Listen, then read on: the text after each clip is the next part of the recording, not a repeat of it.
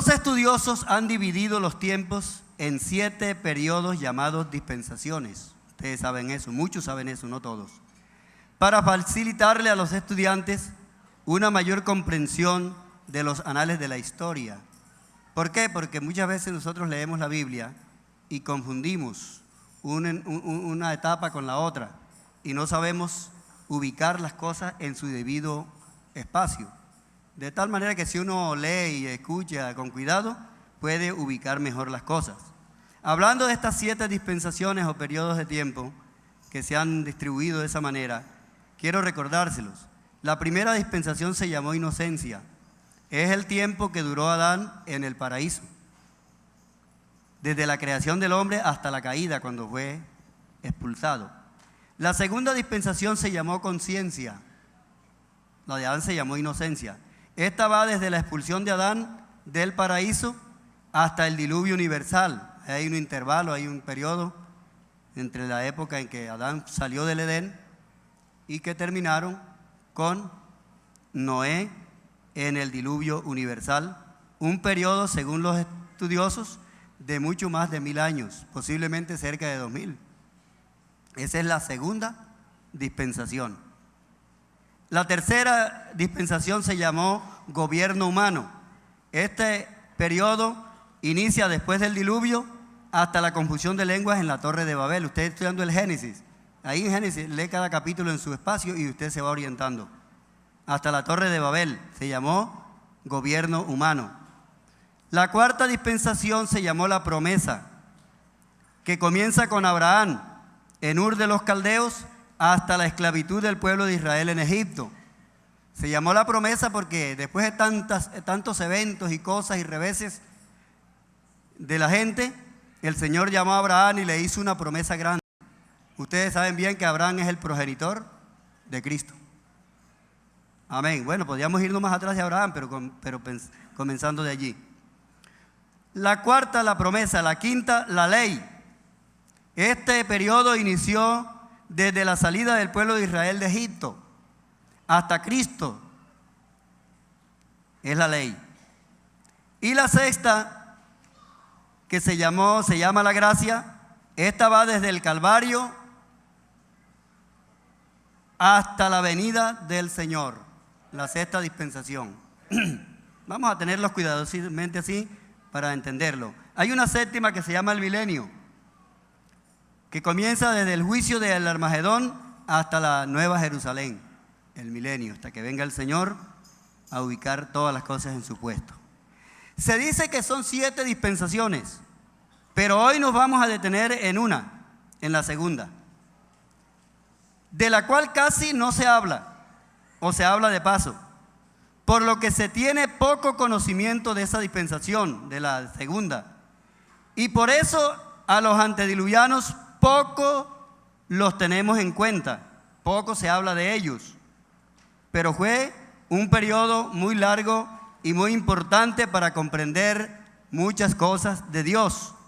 ¿Se llamó esa segunda dispensación? ¿Cómo se llamó?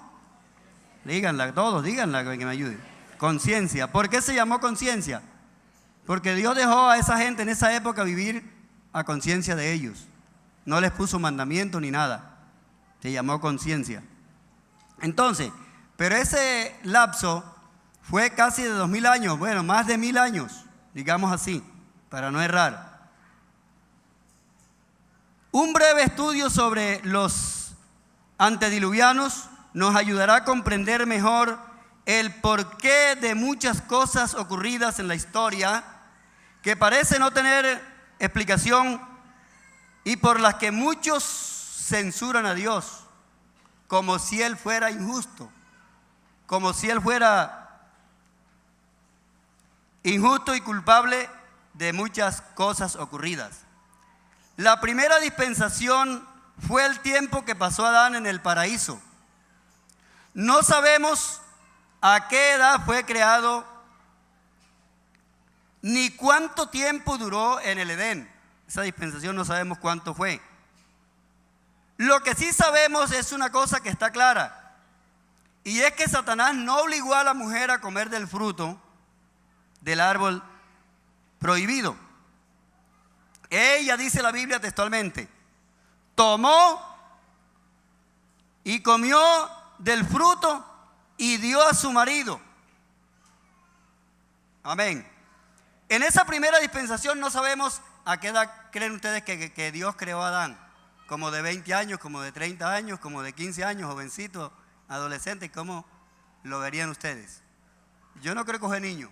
Yo sí creo que Él lo creó adulto.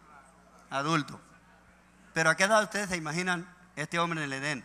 Tampoco creo que lo creó viejito. Yo creo que lo creó un hombre joven en todo su momento, ¿verdad? No sabemos cuántos años duró en el Edén. Ese es un pasado sin fecha. ¿Cuántos años duró en el Edén? De todas maneras, la estadía de él en el Edén comprende la primera dispensación que se llama inocencia. Se llamó inocencia. Seguida de la segunda que se llamó conciencia.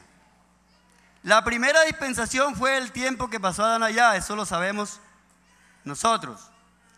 Y repito esto, que Satanás no obligó a la mujer a comer del fruto. Abran su Biblia por allá en primero de Génesis, nos vamos a ubicar en Génesis, no la cierren. Capítulo 3, verso 6. Mírenla ya. Y vio la mujer que el árbol era bueno para comer y que era agradable a los ojos y árbol de codiciable para alcanzar la sabiduría. Y tomó de su fruto y comió. Y dio a su marido y él comió así como ella. Está claro que aunque el enemigo llegó y claro, le trajo un mensaje, le metió un mensaje, le vendió el mensaje a Eva, sin embargo no la obligó para que tomara. Ella dice la Biblia ahí que ella tomó y comió. Verso 6, ¿verdad? Y tomó de su fruto y comió y dio también a su marido. ¿Lo están viendo? No fue obligada a comer de ese fruto. Ella comió y le dio a su marido y él también aceptó y también lo tomó y comió. Así el diablo tampoco nos obliga a nosotros a pecar. Es un caso un poco parecido, poco similar. Porque nosotros, bueno, generalmente se le echa la culpa al diablo. Y no es que yo pretenda esta mañana defender al diablo, porque malo ha sido hasta que ya. ¿Verdad? Sí, pero también miremosle la otra cara. El diablo no obliga a ninguno. Es que ni si viene el hombre y le mete la cerveza encima, que la tire, que la derrame, pero obligarme a tomármela no. Que me meta la cerveza en la boca, yo la boto. O el cigarrillo o el tabaco. Porque hay gente que hacen lo que hacen y después se disculpan con que el diablo, hermano. Pero repito, el diablo no obliga a nadie. No nos puede obligar. Y menos si usted invoca el nombre del Señor, Él tiene que ser repelido en el nombre del Señor. Entonces, Adán y Eva parece que consintieron. Ellos escucharon el mensaje y comieron de eso. Del mensaje, del cuento. Comieron del cuento, como decimos por ahí. ¿Ah? Entonces, eso de que el diablo nos obligó a pecar no tiene mucha veracidad. Yo creo que nosotros tenemos capacidad de decidir, y más que todos los que conocemos al Señor, que hay un rechazo nosotros hacia el pecado. Aunque haya tentación, aunque haya adversidad, aunque haya muchas cosas en contra, cuando se trata de pecado, el Hijo de Dios, bautizado con el agua y con el Espíritu Santo, siente un rechazo. Sé que no me conviene, el Espíritu mismo me redarguye, me dice que no, y uno siente en lo profundo un no al pecado, ¿sí o no? ¿Cierto? ¿Cómo es entonces que porque me fue mal voy a ponerme a pecar, a beber ron, a andar por allí? Como dice el Señor, que si pecares, ¿qué habrás logrado contra Dios? ¿Qué ventaja es?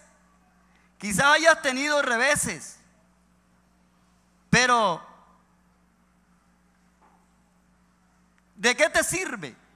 ¿O qué ganas con irte al mundo a pecar contra Dios? ¿Qué ganas? ¿Qué ventaja hay? ¿Qué habrás logrado? Yo creo que la gente que en medio de las tentaciones le ceden al enemigo y van al pecado, lo que hacen es que se les complica más la vida, lo hemos visto. Gente que se van de la iglesia quejándose porque aquí no sé qué, porque aquí quejándose de algunas cosas negativas de acá de la iglesia, y para justificarse. Pero allá les va peor, allá se les complica la cárcel, se les complica la vida. Y no es que quiera asustar a nadie, pero muchos han tenido finales trágicos, ¿verdad? No es para asustarlos, pero han tenido finales que nos duelen, desastrosos, trágicos, los hemos visto ir de la iglesia. Lo decimos con dolor, porque nos duelen las almas que se pierden. No somos insensibles. Los cristianos verdaderos somos sensibles ante estas cosas. Y nos duele haber visto personas que se van, hasta hablando mal, protestando por alguna situación que no les agradó en la iglesia. Y les hemos visto unos finales desastrosos, horribles, trágicos, con todo el dolor de mi alma. Entonces, pecar, ¿qué habrás logrado? ¿Qué gracia has hecho? Si tú diste una vuelta por el mundo y lograste venir a la iglesia y el Señor te tuvo misericordia y te trajo, aprovéchalo. Darle esa mano al Señor y dele gracias a Dios que no le fue como a otros que quedaron en el paseo, que pudieron volver a Cristo, porque esa es la misericordia de Dios, esa es la mano de Dios extendida. ¿Cuántos le dan la gloria a Él? Volviendo a hablar de la segunda dispensación llamada conciencia, sabemos que esta va desde la expulsión de Adán del paraíso hasta el diluvio universal, un periodo casi de 2000 años, como ya hemos dicho, y que según dicen algunos estudiosos que investigan, que hacen estudios profundos sobre estas cosas, fue un periodo bastante largo y, como vengo diciendo, del cual poco se dice, poco se habla, poco nos interesa. Pero este tiempo de más de 1000 años, podríamos decir que fue otro mundo. ¿Me oyeron? Y que ese mundo un poco desconocido existió antes del diluvio, entre el Edén y el diluvio, en el cual pasaron muchas cosas y de las cuales habría mucho que decir si se lograra examinar todo eso. Pero que lo poco que sabemos lo pasamos por alto. Vamos a estaciarnos en ese periodo entre el diluvio, la salida del Edén y el diluvio, para podernos ubicar de pronto en muchos temas de la Biblia. En la época de los antediluvianos hubo muchos acontecimientos que poco se mencionan. La Biblia registra que hubo 10 patriarcas antediluvianos, comenzando desde Adán hasta Noé. Oigan bien, hasta Noé. En esos 1000 y tantos años hubo registrados 10 patriarcas, jefes de familia. Eso lo leímos en el capítulo 5, pero yo no sé si quiere ayudarme a volver al capítulo 5. Y les voy a pedir esto, como se trata de estudiar las escrituras, ahí está el nombre de cada uno de esos patriarcas. Abra la Biblia y yo le voy diciendo cuál patriarca es y subráyelo con el lápiz. Subraya ese nombre con el lapicero. La Biblia se marca. La Biblia no es para guardarla escondida. Hay que cuidarla, sí, pero nosotros la marcamos para tener más retentiva de las cosas. Capítulo 5, yo voy a volver a iniciar ese capítulo. Y le voy diciendo, subráyelo, márquelo. Yo lo tengo rayado en mi Biblia, ¿ya? Ahí tengo los 10 patriarcas en el capítulo 5, los tengo marcaditos ahí. Esos 10 patriarcas vivieron antes de Noé, antes del diluvio. Amén. Yo voy a leer y usted va haciendo ese trabajo en su Biblia. Dice así el 5. Este es el libro de las genealogías de Adán. El día que creó Dios al hombre, a semejanza de Dios lo hizo. Varón y hembra los creó y los bendijo y llamó el nombre de ellos Adán. Ese es el primer patriarca. Subráyelo ahí en el capítulo 5, verso 2. El día que fueron creados los llamó Adán. ¿Sabe qué bueno que miremos eso? Ahora vamos a ver 10 patriarcas después del diluvio. ¿Sabe con qué idea? Que entendamos que hay una línea mesiánica. Desde el principio hay una línea, hay un hilo conductor, que es el hilo de la simiente prometida desde el comienzo, comenzando con Adán. Entonces parece que este tema a algunos los aburre, no les parece interesante, pero si usted le pone cuidado, esto va a repercutir, porque usted va a llegar a Cristo, va a llegar hasta esa instancia. Verso 2, 3. Y vivió Adán 130 años y engendró un hijo a su semejanza, conforme a su imagen, y llamó su nombre Set. Márquelo, Set es el segundo patriarca, antediluviano. Yo quiero que le vayan poniendo cuidado en esta lectura, que todos estos hombres de antediluvianos fueron longevos, vivieron 800, 900. Cuando miremos los otros 10 después del diluvio nos daremos cuenta que ya vivieron menos tiempo. Menos, pero vamos a ponerle cuidado. El segundo patriarca fue Set. Y fueron los días de Adán después que engendró a Set 800 años y engendró hijos e hijas. Adán tuvo una familia grande, la gente cree que nada más que Caín y Abel. Y fueron todos los días que vivió Adán 930 años y murió.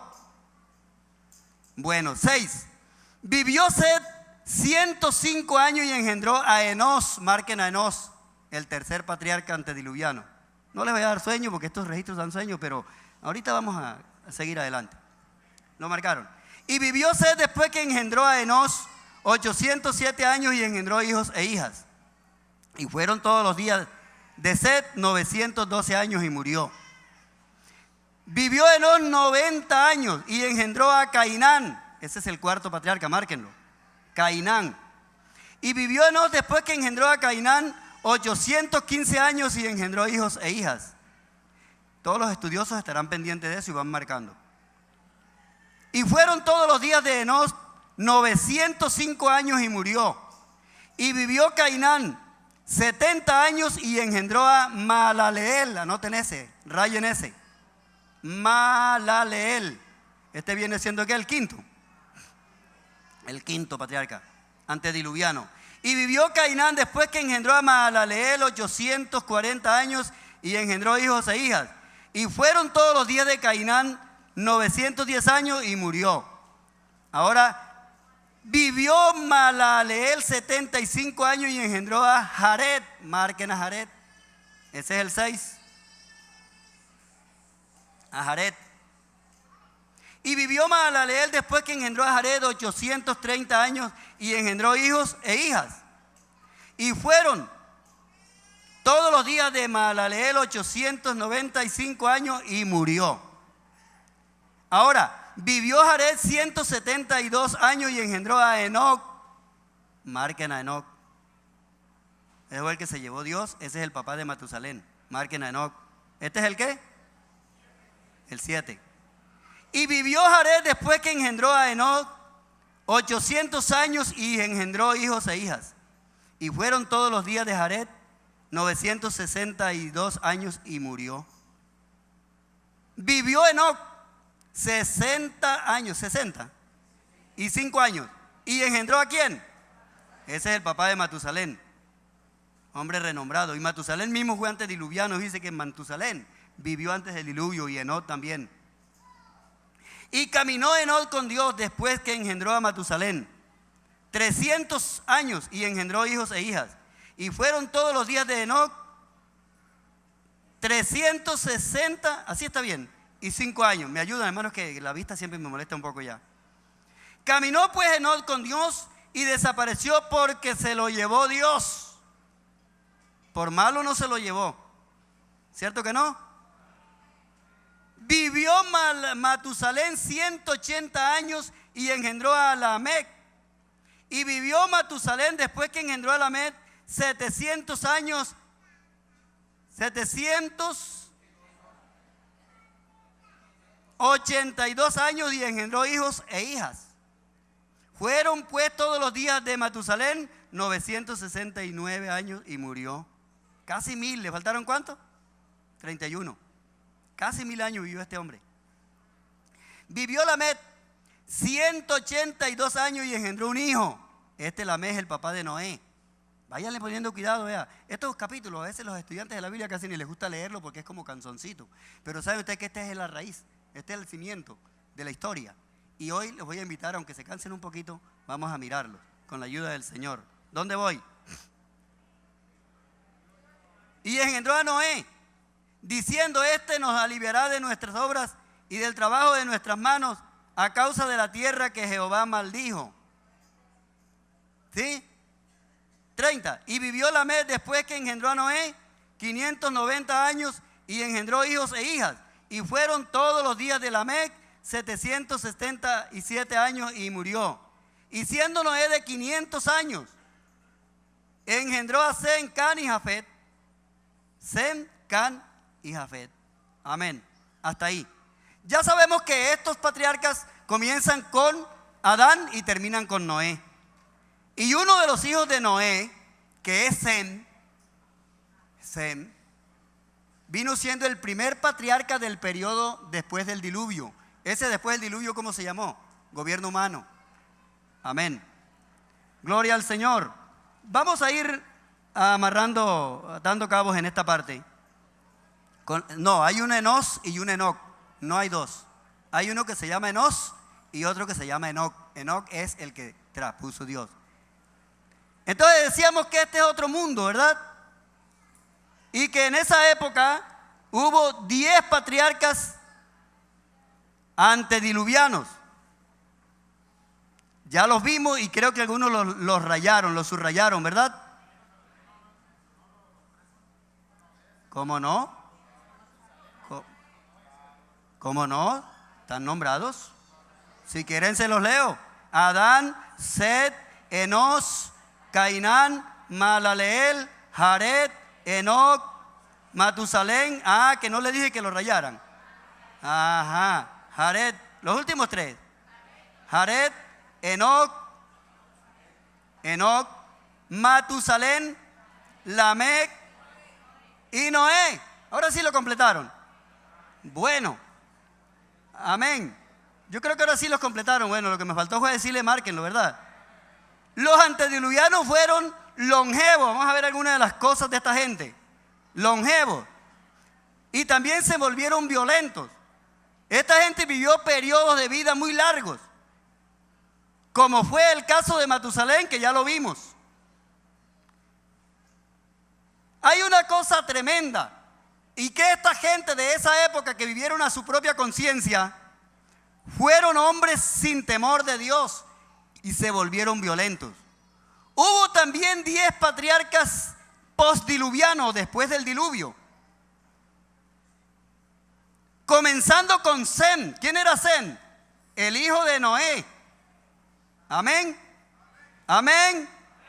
El hijo de Noé. Dice la Biblia que él engendró a Sem, Can y Jafet. El primer hijo de Noé fue Sem. Ese es el primer patriarca del periodo postdiluviano, después del diluvio. Y yo quiero que noten esto, que esos hombres, esa familia, esa raza, eran la línea mesiánica del Mesías, de Cristo. Desde allá. Amén, desde Adán en adelante. Eso es lo que quiero que vamos cogiéndole la pista. Y vamos adelante. Hablemos un poquito de los postdiluvianos. Después del diluvio, comenzando con Sem, hijo de Noé, hasta Abraham. Esos van hasta Abraham. Vamos a mirarlo en el capítulo 10, no 11, después del diluvio, después de la torre de Babel. Los postdiluvianos. ¿Ya lo vieron?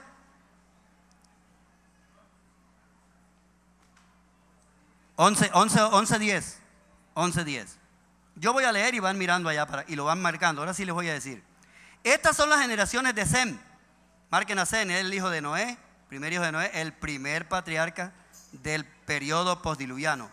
Sem, de edad de 100 años, engendró a Arfaxad. Ese es el otro, Arfaxad. Márquenlo. 2 años después del diluvio. Y vivió Sem después que engendró a Arfaxad.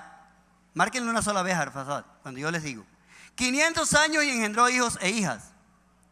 Arfaxad vivió 35 años. Vea que va bajando la edad. ¿Y engendró a quién? Ese es el otro, márquenlo. Y vivió Arfaxad después que engendró a Sala 403 años y engendró hijos e hijas. 14. Sala vivió 30 años y engendró a Eber. Marquen a Eber. Para decir Eber tendría que estar marcado en la E, ¿verdad? ¿Cómo será ahí? Eber tendría que estar marcado en la tilde en la E. Bueno, Eber. Y vivió Sala, ese es uno, marquen a Eber. Y vivió Sala después que engendró a Eber 400 años y engendró hijos e hijas. Eber vivió 34 años y engendró a Peleg. Y vivió Eber después que engendró a Peleg Cuando yo leo esto me acuerdo de ese deportista brasileño, ¿verdad? ¿No sería que los mamás sería evangélica y le puse el nombre ese, ¿verdad? 430 años y engendró hijo Oseías. Nada de raro hay. Por allá estuvo religiones cristianas por esas tierras y nada de raro hay que le hubieran puesto el nombre a ese tipo. No, Pelé, pero el de la Biblia, no el del fútbol. No el de allá del Brasil. Sí, Pelé fue un patriarca. ¿A dónde vamos? En el verso 16. ¿Sí o no? Bueno, 17. Y vivió Eber después que engendró a Pelé 430 años y engendró hijos e hijas. Pelé vivió 30 años y engendró a Reu. Marquen a Reu. Mire que ya hasta los 30 años ya tenía hijos y aquellos a los 500 años era que comenzaban a tener hijos. ¿Cierto? 19. Y vivió Pelé después que engendró a Reu 209 años y engendró hijos e hijas. 20. Reu vivió 32 años y engendró a Serug. Ese es el otro, márquenlo. Y vivió Reu después que engendró a Serug 207 años y engendró hijos e hijas. Serug vivió 30 años y engendró a Nacor. Marquen a Nacor. Miren por dónde vamos. Nacor es el papá de Taré y Taré es el papá de Abraham. Mire por dónde vamos. Cójale el caminito, cójale el hilo, el gusto y verá que entonces sí le va a provocar leer esos capítulos enredosos que habla de genealogía y que usted no los quiere ni leer. ¿Vamos a dónde? Serug. Serug vivió 30 años y engendró a Nacor. El 23. Y vivió Serug después que engendró a Nacor 200 años y engendró hijos e hijas. Nacor vivió 29 años, mire, ya era un muchachito. Y engendró a Taré. ¿Quién era Taré? Papá de Abraham. Y vivió Nacor después que engendró a Taré 119 años y engendró hijos e hijas. Taré vivió 30 años y engendró a Abraham, a Nacor y Harán. 70. Volvemos. Taré vivió 70 años y engendró, díganlo, a Abraham, a Nacor y a Abraham. Amén. Amén.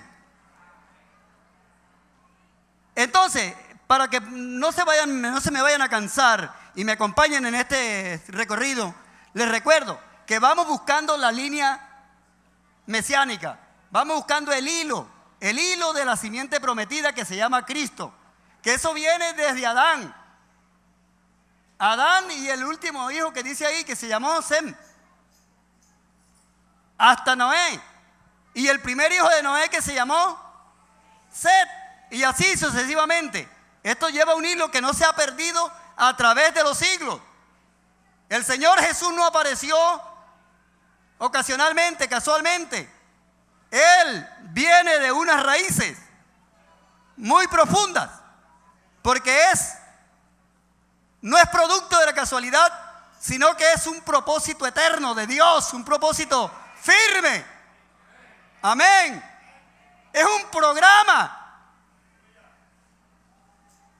Y si podemos creer esta mañana que dentro de ese programa de Dios estábamos incluidos nosotros también. Aunque seamos gentiles y estábamos lejos de la ciudadanía de Israel, y aunque vivíamos lejos en espacio y en tiempo y en todo, el Señor en su bondad nos había incluido. Yo no sé si desde la eternidad o desde el principio de los siglos, pero nos había incluido, nos había tenido en cuenta para estar aquí esta mañana y para estar un día en su presencia. No porque seamos los más bonitos, ni la gente más importante, sino, ¿ni qué? Ni sabios, sino por su pura misericordia. Los que entienden esto le dan la gloria a Dios con alegría y se gozan en su Dios y se gozan de lo que es ser cristianos, de lo que es ser hijos de Dios. Eso da una alegría grande. Recordando lo dicho el domingo anterior, notamos que a diferencia de Adán, a los antediluvianos no se les dio ningún mandamiento. Vivieron según su propia conciencia, ¿cierto? para que no culpen a Dios, como en el caso de Adán, que culpan a Dios que Adán, ¿por qué puso ese árbol? Pero ellos, los antediluvianos, aunque no les dieron ningún mandamiento, se portaron, yo creo que peor que Adán. Peor que Adán. Lo vamos a ver en unos contados minutos. El diluvio no fue una temeridad de Dios, fue la recompensa merecida por el pecado de aquella generación mala. Mala, los antediluvianos fueron malos, se perdieron, se pervirtieron. Hablando de los antediluvianos, que es un periodo de, como dije, de más de 1000 años, esa gente se multiplicó, se aumentó, pero también aumentó la maldad. Los antediluvianos abusaron de la confianza de Dios, la confianza que Dios les dio, y labraron ellos su propia suerte. ¿Sí o no? Lo que les vino fue por su propia suerte. ¿Qué cree usted que le espera a nuestro mundo hoy?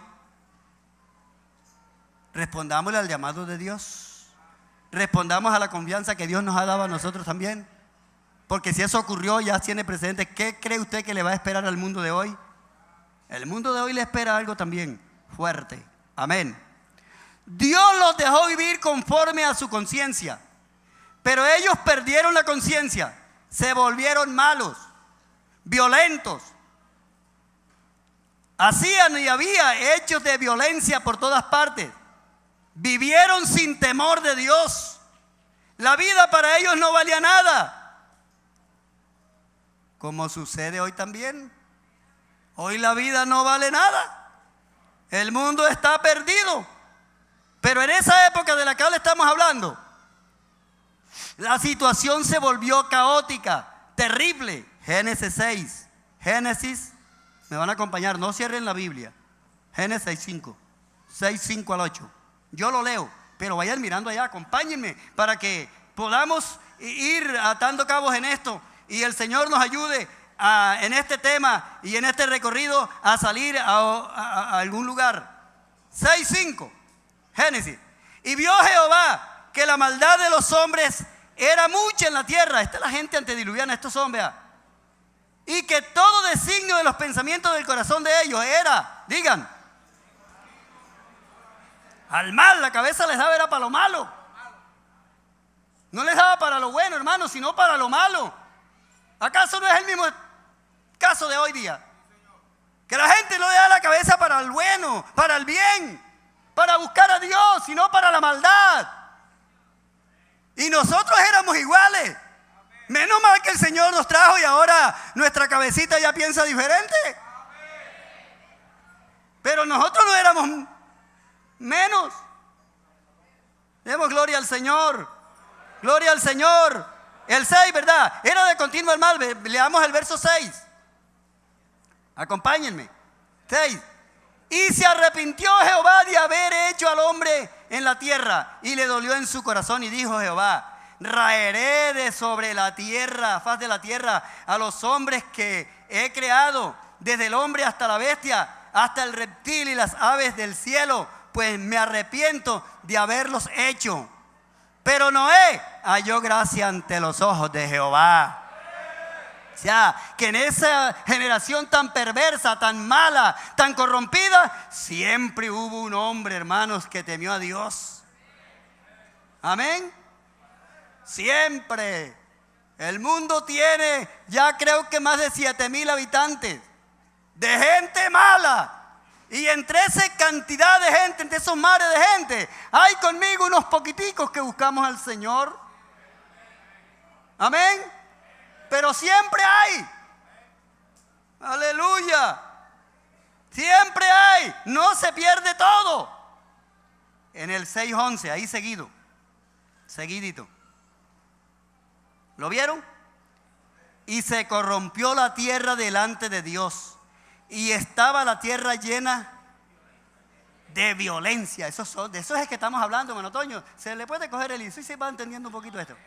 De esa gente que estamos hablando, que de ellos poco se habla. El diluvio, ¿y por qué Dios mató a toda esa gente? ¿Por qué Dios es injusto?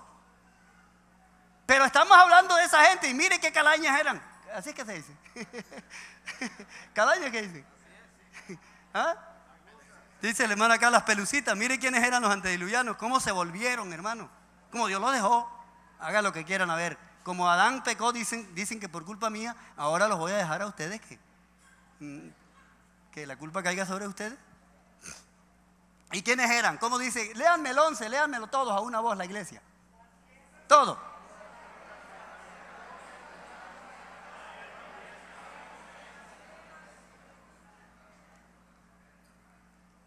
Terrible, ¿verdad? Dije en un párrafo anterior que el diluvio entonces no fue un capricho de Dios, sino que era el pago merecido por la maldad en que ellos vivieron, en que los antediluvianos vivieron. Por cuenta de ellos no buscaron a Dios. Antes se pervirtieron más y más, como animales irracionales se perdieron. Estamos hablando de este mundo, de ese mundo antes del diluvio. Porque después del diluvio, si miramos la historia, después de la torre de Babel y del diluvio en la torre de Babel, los hombres se pervirtieron. Pero esa es otra etapa. Sigamos hablando de esta gente que nos interesa. En estas circunstancias de los antediluvianos, de violentos, perversos, ¿qué sería lo que no harían? Yo creo que esa gente, comparándolos con Sodoma y Gomorra, ¿quién sabe cómo quedarían? ¿Ah? Esos fueron esa gente. Eso fue lo que ellos hicieron. Y por eso les vino lo que les vino. Gloria al Señor. De cuenta de ellos no buscaron al Señor. No lo buscaron. En esas circunstancias tan difíciles, que el mundo estaba desenfrenado y la circunstancia o situación era invivible. Bueno, no vamos a ser pesimistas. Yo creo que no. Creo que no, lo que voy a decir no es pesimismo. Pero en este momento parece que la situación de nuestro mundo es bastante invivible, ¿verdad? ¿Ah? Hay violencia, hay robo, hay atraco, hay secuestro, hay crímenes, hay de cuánta cosa hay. No solo de los pobres, sino de ricos y de todo mundo. De todo mundo. No hay respeto por la vida, no hay respeto a Dios ni a nadie. Ni qué autoridad ni qué nada. En este momento hay un caos completamente en el mundo. Terrible. En todas las órdenes. Moral, espiritual, ¿verdad? Y en todos los órdenes, en todos los aspectos. Se corrompió todo. En estas circunstancias en que esta gente vivía, Dios llamó a Noé y le entrega la comisión de construir el arca como el único medio de salvación para esa generación, para ellos. Amén. El arca para ellos fue el evangelio, o vamos a decir, ese fue su evangelio, el arca. ¿Se entiende lo que digo, verdad? Pero ellos, ¿qué hicieron? La rechazaron. ¿Sí o no? La rechazaron. Dice el hermano, se burlaron. Burlaron a Noé. Despreciaron la propuesta de Dios. Porque Dios siempre da una oportunidad para que el hombre use bien su libre albedrío y se salve. Dios le abre la propuesta.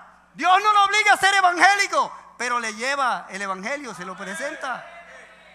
Manda al hermanito aquel, a la viejita aquella para que le hable. Y usted no se da cuenta que fue que Dios mandó a esa viejita a hablarle a usted y que es la propuesta de Dios para que se salve. Tan bueno y tan maravilloso es Dios. Pero como Él respeta, porque Él los hizo con libre albedrío, Él no nos obliga, no va a obligarlo, tiene que ser evangélico. Porque si Dios obligara a la gente, aquí tenían que venir todos, ¿eh? Aquí no cabíamos. Pero Dios no hace eso. Dios respeta. Porque Dios hizo un ser libre que tuviera capacidad de pensar, de razonar, de racionalizar las cosas. No es un muñequito robotizado el hombre. Es un ser capaz de pensar para salvarse o para perderse. Amén. Y la gloria sea para Él, Señor. Sin embargo, aunque Él no obliga, porque respeta tu libre albedrío, le manda al hermanito, le manda a la hermanita, le manda al vecino. Hay gente que les ha mandado hasta un niño. Hay familias que se han entregado porque el hijito pequeñito iba al culto y vino, papá, mire papi. Había enmarcado un hombre que era brujo, hechicero. Bueno, él me dice que él no tenía rezos y brujería como la gente lo tenía, pero él dice que a él se le venían las cosas a la cabeza y las decía, era como adivino más bien. Y lo que él decía, Porque como que se lo decían por acá, pero dice, hermano, yo no era que sabía rezos y secretos, ni conjuros, ni hechicería. Pero a mí me venía algo a la cabeza y yo se lo decía a la gente y sucedía eso. Total que la gente lo buscaba y él tenía fama. Y una niñita, digamos de algunos, no recuerdo bien, algunos 5 o 6 años, comenzó a ir a culto, la peladita la llevaban a los cultos. Y esa peladita amorosa en la iglesia, y llegaba a la casa, papi, vamos al culto, papi, vamos al culto. No, y él se la quitaba de encima por varios tiempos, hasta que un día no soportó el afán de la niña. Y dijo, bueno, mañana voy a ir contigo, mañana voy. El día que llegó el mañana, él no fue, se enredó en otras cosas y la niña rogando y llorándole que fuera. Y no sé si ella como que se fue y de la calle se regresó otra vez, papi, y llorándole, y lo llevó. Y cuando él llegó a la iglesia, que sintió el poder de Dios, entendió el evangelio y se entregó. La niñita. ¿No cree usted que esa es la mano de Dios, que Dios envió a esa niñita? ¿No cree usted, hermano, amigo, que Dios le mandó a esa ancianita para que le hablara del Señor?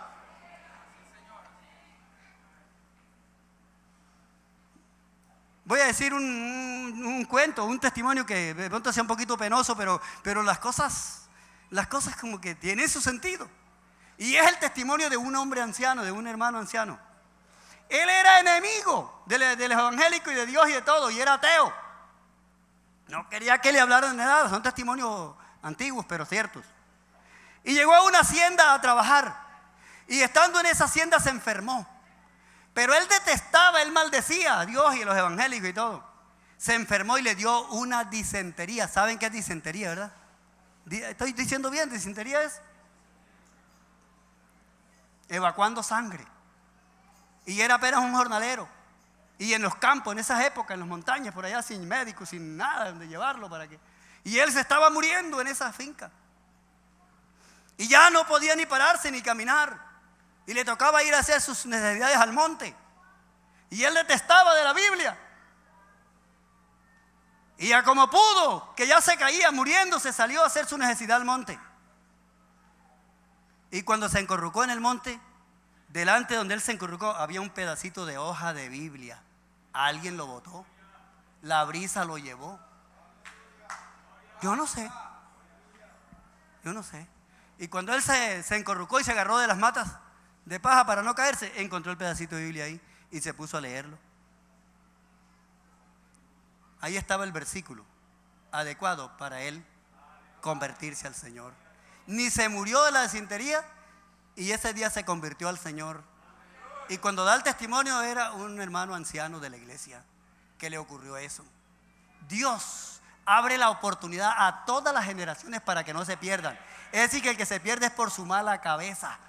Esta gente antediluviana, Dios les dio libertad. Si ellos hubieran hecho otra cosa y hubieran buscado a Dios, hermano, en esa época, cualquier gesto de búsqueda al Señor hubiera sido válido delante de Dios. Pero ellos no lo hicieron, no tuvieron ningún gesto, vivieron su vida perdida y cada día se perdían más y se extraviaban. Así que no venga con cuentos de que Dios es el culpable de que el hombre peque porque puso el árbol en el huerto de Edén. No venga con ese cuento. Que cada uno está en libertad y en capacidad de hacer lo que quiera. Amén. Amén. Aquí no hay que echarle la culpa a nadie. Ni a papá, ni a mamá, ni a primo, ni a tío. Aquí todos somos responsables. Y todos tenemos capacidad de decidir, de decisión. Y aquí conmigo esta mañana hay hombres y mujeres que hemos decidido seguir a Cristo. ¿No le dé pena? Otros en el mundo deciden otras cosas. Otros deciden otras cuestiones y cada uno se mete la cabeza por donde le da la gana. Pero aquí esta mañana hay conmigo quienes hemos decidido firmemente. Hemos decidido firmemente seguir al Señor. Y no nos pesa. Y no nos da pena. Gloria a Dios. Gloria a Dios. No nos da pena. ¿Cuántos dicen gloria a Dios? Aleluya. Aleluya. Pero el mundo es terco. Es contrario a la voluntad de Dios. Hay un versículo En Jeremías 16:6 o 6:16. Léanmelo. Léanmelo, hágame ese favor. 6:16. Léanme ese versículo para que vea lo que dice el Señor y lo que dice el hombre. ¿Quién tiene el micrófono ahí a la mano? Aleluya. Yo creo que esta mañana estamos delante de Dios y estamos oyendo las cosas de Dios para tomar posición nosotros como debemos tomarla. A ver. Así dijo Jehová: paraos en los caminos y mirad. Amén. Y preguntad por las sendas antiguas, cuál sea el buen camino, y andad por él. ¿Pero qué dijeron? Y haréis descanso para vuestras almas. Mas dijeron: no andaremos. Esa es la respuesta del hombre a Dios. Mas dijeron: mire que el Señor abre las puertas. Mire que el Señor abre su brazo. Mire que el Señor abre su corazón y le ofrece. No lo obliga porque respeta. Por eso no te obliga. Si no fueras evangélico a la mala. Uy, qué feo sería ser evangélico a la mala, ¿verdad? Sería feo. Porque es bonito ser cristiano a la buena. O a la buena, con voluntad. Pero él pudiera, pero no lo hace. Entonces, ¿qué hace? Así ha dicho Jehová. A ver. Paraos en los caminos y mirad y preguntad por las sendas antiguas cuál sea el buen camino y andad por él. Y andad por él. Esa es la voz de Dios esta mañana. Andad por él. Pero ¿qué dice la humanidad? ¿Qué dijeron los antediluvianos? No andaremos, no y no. Vea, los países europeos tuvieron una época en que el evangelio se predicó en todos esos países y la Biblia fue distribuida por todas esas naciones del viejo continente. Hubo colportores que llevaban la Biblia de un país a otro como contrabando, a lomo de mula, cruzando los Alpes suizos, llevaban las Biblias como contrabando, escondidas, so pena de muerte si los encontraban. Pero el evangelio se regó por todas esas partes. Inglaterra fue uno de los países que fue minado por grandes predicadores del evangelio. Y dice un misionero que hay tanta adversión o animadversión en Inglaterra por Jesús, un rechazo tan fuerte en la sociedad inglesa en este momento, que en los carros ponen calcomanías que dicen: no queremos nada contigo, Jesús. Esa sociedad y gente que tuvo sus raíces.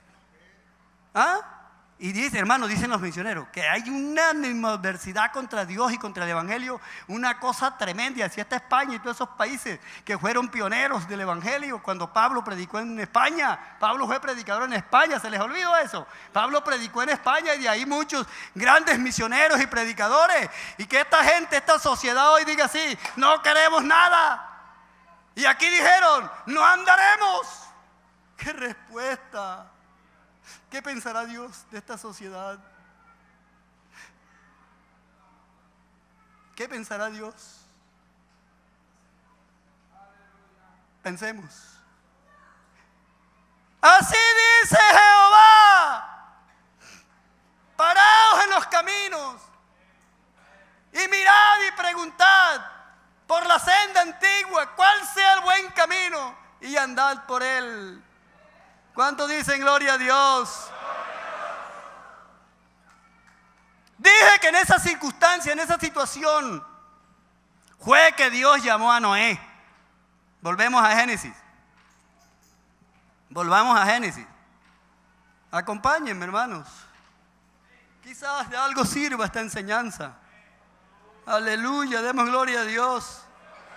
En esa situación de maldad, como lo describe en el capítulo 6, los versos 5 y 6, que hubo violencia y el hombre se pervirtió, dice: estas son las generaciones de Noé. Noé, varón justo, era perfecto en sus generaciones. Con Dios caminó Noé. Una sociedad perdida, una sociedad pervertida, corrompida, hermanos. Pero hubo un hombre, ¿verdad?, que decidió caminar con Dios. Uno, entre tanta gente, entre tanta gente, uno solo, Y la Biblia dice, con Dios caminó Noé y a Noé llamó Dios. Ven tú eres el que me sirve. Amén, ven tú. Por aquí hay otro versículo, por aquí en el 9, no, en el 7:1. Mírenlo ahí. Dijo luego Jehová a Noé: entra tú y toda tu casa en el arca, porque a ti he visto justo delante de mí en esta generación. Ven, como no hay más, ven tú y tu casa y entra en el arca. Porque a ti, solamente a ti en esta generación, solamente a ti, ven. No es perdido seguir al Señor, ¿verdad, hermano? No es perdido. Siga al Señor, sigamos al Señor solo. No importa.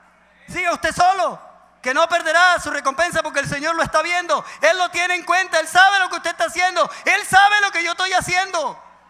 Yo no soy creyente por ser pastor o por ser predicador. Un día de estos tengo que dejar de ser pastor. Pero yo soy cristiano es porque he entendido. Amén, amén. Y yo sé que vale la pena. En medio de tanta gente, un solo hombre, pero a ese hombre vio Dios y llamó a Noé. Y Noé insistió en su misión, sin ponerle cuidado a lo que la gente dijera, sin ponerle atención a nadie. Y Dios lo bendijo. ¿Bendijo Dios a Noé o no lo bendijo? Porque parece que la época de Noé, cuando vivió Noé haciendo el arca, no fue muy fácil. Noé era pregonero de justicia. O sea, Noé no solamente fue un carpintero, hermano. Él fue un predicador, ¿sabes? Un profeta. Noé fue un profeta. Él no solamente fue un carpintero. ¿Cómo llaman los que hacen barcos, hermano? ¿Cómo se llaman los que hacen barcos? Calafet. Bueno. Astillero, ¿cómo se llaman donde hacen los barcos, no? Bueno, no doy ahora. Si alguno lo sabe, me lo dice. Digámosle un carpintero. Noé no fue solamente un carpintero, fue un predicador, fue un profeta. Dice la Biblia que Noé, pregonero de justicia. La gente de su época oyeron a Noé predicando, hermano. No solamente lo vieron carpinteando. 120 años, más o menos, predicándole. Astillero. Astillero es donde hacen los... Astillero es el lugar, el taller. Pero yo no sé el que hace eso. ¿Será carpintero? Bueno, ya eso lo investigaremos después. Pero lo que me llama la atención y me interesa en este momento es que la gente de su época, los antediluvianos, hermanos, ellos no solamente vieron a Noé carpinteando, martillando, ellos lo escucharon. Él fue un profeta que le dijo a su generación. Le dijo. Ese era su evangelio, hermano Paul. Ese fue el evangelio que él predicó. Viene esto, va a suceder esto. Dios está airado. Dios va a hacer esto porque está enojado. Y yo les pregunto a los hermanos y a los amigos, ¿usted no cree que en este momento Dios está enojado con este mundo? Digan gloria a Dios. Aleluya, aleluya, aleluya. Entonces, Noé siguió haciendo su trabajo, no prestándole atención a nadie, y Dios lo bendijo. Lo bendijo. ¿Cómo lo bendijo? De muchas maneras. En primer lugar, no cayó en el diluvio. Y una cosa que yo estaba mirando, que los pájaros subieron al arca. Noé no tuvo que ir a cazarlos, porque eso sería un oficio muy grande, ¿verdad? A traer los tigres, a traer los osos y a traer los elefantes y los micos. Ellos vinieron. Dice la Biblia que subieron con Noé al arca. Él no tuvo que ir a cazar pájaros para traer para el arca. Vinieron. ¿Cómo? Dios lo sabe. Yo lo creo porque lo dice Dios. Yo lo creo. ¿Cuántos lo creen conmigo? ¿Sí o no? Todos iban entrando al arca. Vamos a mirarlo. 7:14 de Génesis. Vamos a mirarlo para que vea que así es. ¿Ya lo vieron? 14. El 14, vamos a mirarlo al 16. Yo lo leo. 7:14. Ellos y todos los animales silvestres según sus especies, y todos los animales domesticados según su especie, y todo reptil que se arrastra sobre la tierra según su especie, y toda ave según su especie, y todo pájaro de toda especie, Vinieron pues con Noé al arca. ¿Cómo les parece? Hasta los reptiles, las culebras, hermano, los lobitos, los lagartijos. ¿Ah?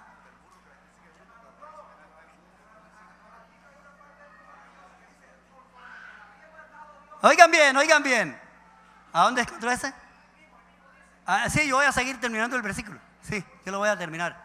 Yo lo voy a terminar. Me hice una pausa allí para que entendamos. Y aquí anotan ellos que hasta el burro, que es tan bruto, y vea, se metió. Ay, qué vergüenza que uno vaya a ser más bruto que un burro. Que el burro se metió al arca y que yo no le preste atención a las cosas. No, tiene razón. Esto da risa, pero la verdad. ¿Ah? Hasta el burro. Bueno, estamos leyendo en el capítulo 7, versos 14 al 16. Voy a leer. El 15. Vinieron pues con Noé al arca de 2 en 2 de toda carne en que había espíritu de vida. Y los que vinieron, macho y hembra, de toda carne vinieron, como les había mandado Dios. Amén. Y Jehová les cerró la puerta. Amén. Dios bendijo a Noé. Amén. Porque ¿qué tal Noé cazando pájaros? Cogiendo los micos para llevarlos al arca. Venían, hermano, ellos subieron. Entraron. Y si los animales subieron voluntariamente al arca, hermana Carmen, ¿cómo no voy a estar yo voluntario a seguir al Señor? Llegar al Evangelio con voluntad. Oh hermanos, ahora el arca es Jesucristo mi Salvador. Como el arca de Noé sobre las aguas, se movían por el soplo de los vientos, aunque ellos muy gozosos se encontraban, alabando el nombre del Señor, y nosotros como ellos demos gracias, alabando a nuestro Salvador, y con grande devoción edifiquemos un altar en cada corazón. Voluntariamente. No esperes que te suban, que te lleven, que te empujen. Voluntariamente. Voluntariamente. Amén. Amén. ¿Cuántos dicen gloria a Dios? Eso sí, yo me atrevo a asegurar esta mañana que Dios, como en el tiempo de los antediluvianos, tiene el corazón abierto aquí para todos. Su corazón está abierto. No te obliga porque no es sensato. Si no te obligaba, pero Él no te va a obligar. No te obliga porque no le queda bien a Dios obligar a la gente. Demos gloria al Señor. Pero Él tiene el corazón abierto para una persona que entienda este mensaje, para que se salve. Amén. En esto del Evangelio no hay que oír voces extrañas. No le ponga cuidado a lo que diga la gente. Que mira, que te engañaron, que te metieron a eso, que ahora sí te volviste bobo, que te van a robar, que te van a dejar pobre, que te van a arruinar. Como dijo el hermanito que llegó a la iglesia y estaba todo llevadito. Y se entregó y lo cogieron los amigos al otro día. Ahora sí llegaste a donde iba, así te van a dejar en la ruina, ahora sí te van a arruinar. ¿Y arruinar de qué? ¿De qué me van a arruinar? Yo no tengo nada. ¿De qué me van a arruinar? ¿Cuántos dicen gloria a Dios? Arruinado llegué yo. Entonces, en esto del Señor hay que hacerle con ganas. En esto del Evangelio hay que hacerle cuando estamos en las buenas y cuando estamos en las malas. Hay veces que uno está triste, vamos a ser realistas. Hay veces se lleva uno unos golpes, unos porrazos fuertes, y a veces el diablo lo bombardea, lo asalta en el camino a uno y le propina sus golpes. Pero con todo eso, con dolorcito y como sea, hay que caminar para adelante. A Jacob le estropearon ¿cómo llama esto? A Jacob le estropearon el zancajo, el muslo, pero al otro día iba allá.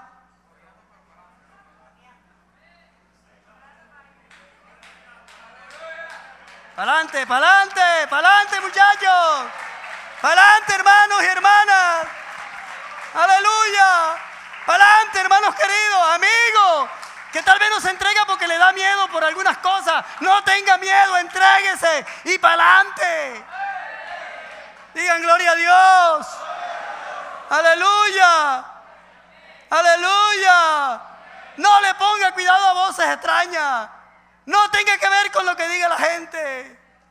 Noé, 120 años escuchando a los incrédulos, burlándose y de todo, y él predicando y haciendo su barco. Amén. Haga el barco. Hágalo. Ay, los cultos de barrio y la campaña, y vamos. Y decía una hermana enseñando que Noé hizo el arca antes que lloviera. Porque uno van a hacer el arca cuando ya llueva, ya lloviendo. ¿Para qué? Hay que hacer el arca antes, hermano.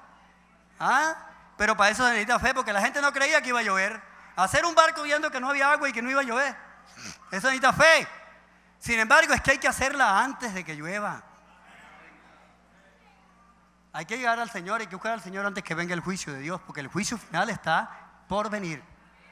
Antes que llegue el momento hay que hacerlo. ¿Cuántos dicen gloria a Dios? Amén. Estudiando todo esto seremos conscientes del por qué le vino el diluvio a esa gente y los arrasó a todos de sobre la faz de la tierra. Sí podemos entender esta mañana por qué esa gente fue destruida masivamente. Amén. No es que Dios es temerario, no es que Dios es vengativo, no es que Dios es abusivo. Las cosas tienen una razón. Hermano, tenemos precedentes. No se le olvide que así como vino el diluvio, así como vino el juicio a Sodoma y a Gomorra, así vendrá sobre esta generación que se ha vuelto mucho más mala que aquellos. Terrible el mundo en que vivimos. Y así la ira de Dios se desencadenará en un momento de esto sobre este mundo que no se entiende, que no lo entiende nadie. Guerras y pestes y pestilencias, rumores de guerra, amenazas por un lado y otro. Yo pensaba en los países que están bregando a armarse con armas nucleares y químicas, sabiendo que es una destrucción mundial, y es que ellos que las hacen no se van a morir. Pero cómo es el torpe el hombre, cómo es la terquedad y la torpeza, que ellos mismos haciéndola para ellos mismos. Y es que ellos, ¿qué son? Son angelitos, ellos son espirituales, son de cuerpo espiritual, que la bomba atómica no les va a hacer nada. Pero a veces tiene uno más miedo, uno que está lejos de la bomba, que ellos que la tienen allá, ¿verdad? ¿Y será que ellos se van a escapar? El mundo no se entiende. Yo a veces me pongo a ver noticias consecutivamente y a veces me da rabia y digo, no veo más noticias. El mismo cuento. La gente matándose y la gente acabándose. A veces paso mi rato y mejor me pongo a orar. A veces yo me cuesto tardecito esperando el noticiero de las 9. Y a veces yo cae noticiero ni que nada, voy a arrodillarme. Voy a arrodillarme mejor, a orarle a Dios. El mundo no tiene remedio. El mundo no tiene compostura. Compóngase usted y compóngame yo, compongámonos. Espere que el mundo se componga, compóngase usted. Aquí cada uno sálvese. Digamos gloria a Dios. Parece como déspota esta expresión, ¿verdad? Pero esta expresión así como cada uno sálvase como pueda. Y yo creo que hay que echarle mano. Amén. Pablo se lo dijo a Timoteo, echa mano de la vida, echa mano. ¿Qué quiere decir eso? Agárrala. Echa mano de la vida eterna a la cual fuiste llamado, habiendo hecho la buena decisión delante de muchos testigos. Aleluya. ¿Y habrá uno aquí que le dé la gloria a Dios con ganas? Alabado sea su nombre. Alabado sea su nombre. Amén. Amén. Vivimos en una época que la gente no parece gente, sino bestias. Fieras salvajes. ¿Sí o no? Los hechos de violencia que vemos a diario a nuestro alrededor y en la televisión están rebasando la paciencia de Dios y desafiando la ira de Dios. No es otra cosa. Terrible. La tierra está cargada de violencia. La tierra está manchada de sangre inocente. Y el pecado es el pan de cada día. Y Dios está enojado. Dios está a no soportar más. Y la venida del Señor se acerca. Y el juicio de Dios se va a desencadenar un día de esto. Será lo único que empareja a los presidentes de este mundo, de los países que andan peleando el uno con el otro. Y en ese tirijales, ¿qué dicen? ¿Cómo es que dicen? ¿Tirijales es la palabra? Así es la palabra que dicen por ahí. En ese tirijala, ¿verdad? Que a veces a uno le da hasta miedo ver las noticias, ¿cierto? Cuando le hablan de armas nucleares, de destrucción masiva, cuando hablan de allá de que Irán se está armando, que el otro también, que Rusia dijo, se oye la voz de Estados Unidos, se oye la voz de Rusia, se oye la voz de la otra potencia mundial, y todos desafiando como como feroces fieras.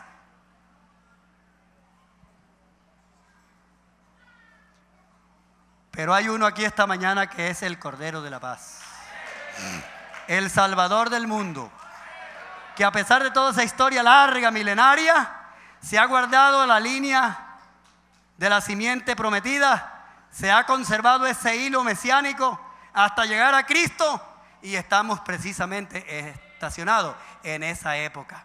Cristo con los brazos abiertos, Cristo con su corazón abierto para todo aquel que le escuche. Amén, amén, amén. Puesto que todo este mundo,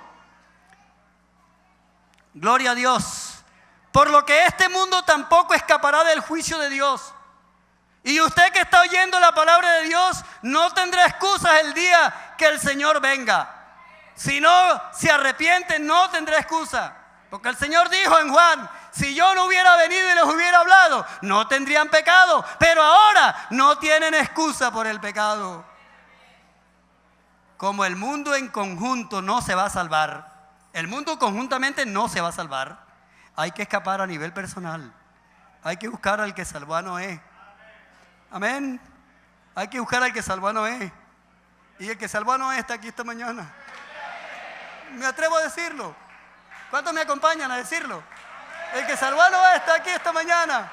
Como el arca de Noé sobre las aguas. Aleluya. Y ahora el arca es Jesucristo mi Salvador. Aleluya. Aleluya. Aleluya. El Dios de la misericordia está aquí. El Dios que salvó a Noé está aquí. El que salvó a Noé y a su familia. Yo le diría a usted, amigo y hermano, échele mano. Échele mano. Porque la venida del Señor se acerca y el juicio sobre esta humanidad no tardará. No tardará. Porque las circunstancias lo indican. La situación que se vive no es otra. No es nada mejor. Y el Señor dijo que así como el ladrón en la noche, el Señor dijo que este mundo está amenazado. Créalo o no lo crea. Le parezca esto bueno o no, eso está dicho. La palabra de Dios es verdad y se ha cumplido en cada generación y en cada dispensación se ha cumplido. Y aquí estamos esperando el cumplimiento de una nueva etapa o profecía delante del Señor. ¿Usted quiere reconciliarse esta mañana con Dios? ¿Usted quiere entregarle su vida a Cristo esta mañana? Hacer como aquellos que entraron al arca. Hombre, si los animales entraron voluntariamente. Los animales irracionales, porque nosotros somos racionales. E iban subiendo. Ojalá que usted esta mañana comience a subir al arca que es Cristo. Él es el arca.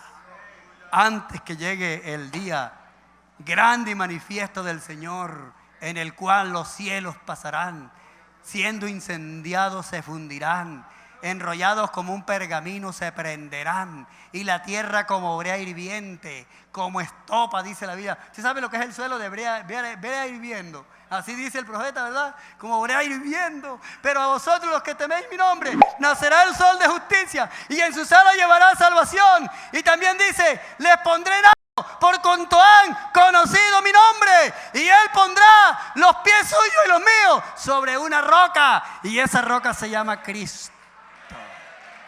Están en pie, mis hermanos.